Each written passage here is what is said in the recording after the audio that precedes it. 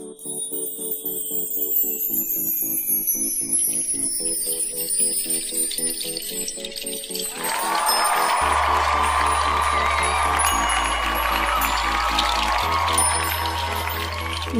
సహాయము చేయవాడను నేనే.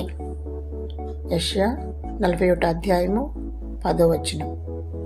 నేను నిన్ను ఉపేక్షింపక ఏర్పరచుకుంటున్ననియు నేను నీకు చెప్పియున్నాను. నేను నీకు తోడై ఉన్నాను, భయపడకుము. నేను నీ దేవుడనై ఉన్నాను, దిగులు పడకుము.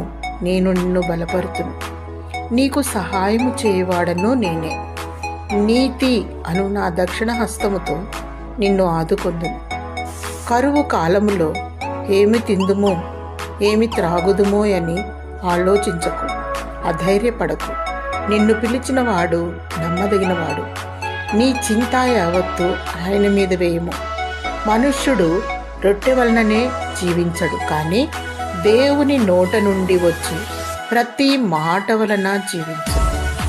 ఆయన నీతిని రాజ్యమును మొదట వెతుకుము, అప్పుడు అవన్నీ నీకు అనుగ్రహింపబడును.